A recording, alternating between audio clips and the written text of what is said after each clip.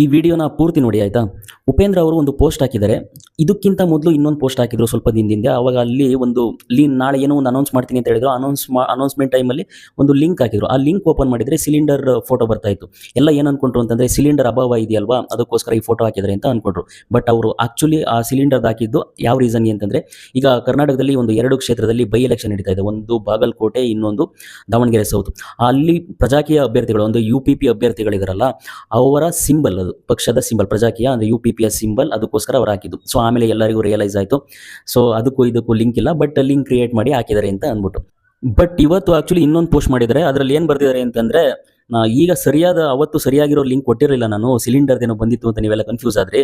But ಈಗ ನಾನು ಸರಿಯಾದ ಲಿಂಕ್ ಕೊಡ್ತೀನಿ, April 1 ಅಂತ ಹೇಳಿದ್ದಾರೆ. ಆಮೇಲೆ ಬ್ರಾಕೆಟ್ಸ್ ಅಲ್ಲಿ April 1 ಅಂತ ಅಂದ್ಬಿಟ್ಟು ಮೂರ್ಖರ ದಿನ, ಫೂಲ್ಸ್ ಡೇ ಅಂತೆಲ್ಲ ಅನ್ಕೋಬೇಡಿ ಅಂತ ಹೇಳಿದರೆ. ಸೊ ಇಂಡೈರೆಕ್ಟ್ ಆಗಿ ಮೇ ಬಿ ಅಲ್ಲ ಅಂದ್ರೆ ಅವರು, ನಾನು ಜನಗಳನ್ನ ಮೂರ್ಖರು, ರಾಜಕಾರಣಿಗಳು ಬುದ್ಧಿವಂತರು ಅಂತ ಹೇಳ್ತಾ ಇದ್ದೀನಿ ಅಂತ ಅನ್ಕೋಬೇಡಿ ಅಂತ ಅವರು ಡೈರೆಕ್ಟ್ ಆಗಿ ಹೇಳ್ತಾ ಇದ್ದಾರೆ. ಆಕ್ಚುಲಿ ಅಂದ್ರೆ ನಾನು ಜನಗಳನ್ನ ಮೂರ್ಖರು ಅಂತ ಕರಿತಾ ಇಲ್ಲ ಅನ್ನೋದನ್ನ ಡೈರೆಕ್ಟ್ ಆಗಿ ಇಂಡೈರೆಕ್ಟ್ ಆಗಿ ಹೇಳ್ತಾ ಇದ್ದಾರೆ ಅಂತ ಅನ್ಸುತ್ತೆ. ಉಪೇಂದ್ರ ಸರ್ ಯಾವುದಾದ್ರೂ ಇಂಟರ್ವ್ಯೂಗಳಲ್ಲಿ, ಮೀಡಿಯಾಗಳಲ್ಲೆಲ್ಲ ಮಾತಾಡುವಾಗ ಜನಗಳು ಸಾಮಾನ್ಯರಲ್ಲ, ಅಸಾಮಾನ್ಯರು, ಬುದ್ಧಿವಂತರು, ಕರ್ನಾಟಕದ ಜನರು ಅಂತಂದ್ರೆ ತುಂಬಾ ಥಿಂಕ್ ಮಾಡ್ತಾರೆ, ಲಾಜಿಕಲ್ ಥಿಂಕ್ ಮಾಡ್ತಾರೆ ಅಂತೆಲ್ಲ ಎಷ್ಟೋ ಕಡೆ ಹೇಳಿದ್ದಾರೆ ಆಕ್ಚುಲಿ.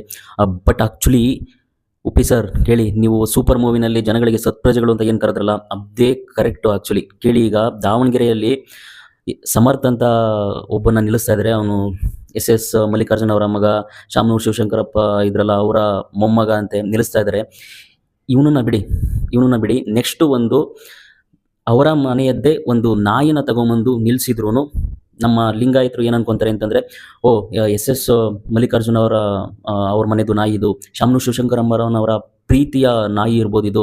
ಸೊ ಅವ್ರದ್ದು ಅಂತಂದರೆ ಇದು ಮೇ ಬಿ ಲಿಂಗಾಯತ ನಾಯಿನೇ ಇರ್ಬೋದು ಅಂತ ಅಂದ್ಬಿಟ್ಟು ನಮ್ಮ ಲಿಂಗಾಯತ ಜನರೆಲ್ಲ ಅದಕ್ಕೆ ಓಟ್ ಹಾಕ್ತಾರೆ. ನೆಕ್ಸ್ಟು ಅದು ನಾಯಿ ಆದರೆ ಏನಂತೆ ಅಂತ ಹೇಳ್ಬಿಟ್ಟು ನಮ್ಮ ಮುಸ್ಲಿಮ್ಸು, ನಮ್ಮ ಕಾಂಗ್ರೆಸ್ಸಲ್ಲಿ ನಿಂತಿರೋದಲ್ವಾ ಅಂತ ಹೇಳ್ಬಿಟ್ಟು ನಮ್ಮ ಮುಸ್ಲಿಂ ಬಾಂಧವರೆಲ್ಲ ಅದೇ ನಾಯಿಗೆ ಓಟ್ ಹಾಕ್ತಾರೆ. ಆಮೇಲೆ SC ST ವೋಟ್ಗಳು ಮತ್ತು ಬೇರೆ ಬೇರೆ ಜಾತಿಗಳು ಅದು ಇದು ಎಲ್ಲ ಇದ್ದವರು, ಆಮೇಲೆ ಈ ಕ್ರಿಶ್ಚಿಯನ್ಸು ಸಹ ಇನ್ಫ್ಯಾಕ್ಟ್ BJPನೇ ಏಟ್ ಮಾಡ್ತಾರೆ. ಇದೆಲ್ಲ ಫ್ಯಾಕ್ಟ್ಸ್ ಆ್ಯಕ್ಚುಲಿ, ಇದೇ ಥರ ವರ್ಕ್ ಆಗೋದು. BJPನೇ ಏಟ್ ಮಾಡ್ತಾರೆ ಅಂದರೆ ಮತ್ತೆ ಅದೇ ನಾಯಿಗೆ ಓಟ್ ಹಾಕ್ತಾರೆ. ಆಮೇಲೆ SC STಗಳು ಇರೋದ್ರಿಂದ ಅವರು ಈಗಿಂದು ನೋಡಿದರೆ BJPಯಿಂದ ಒಬ್ಬರು SC ಕ್ಯಾಂಡಿಡೇಟ್ ನಿಂತಿದ್ದಾರೆ.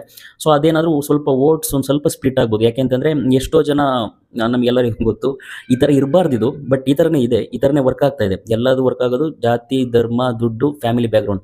ಸೊ ಈಗ SC STಗಳು BJPನ ಏಟ್ ಮಾಡ್ತಾರೆ ಎಷ್ಟೋ ಜನ.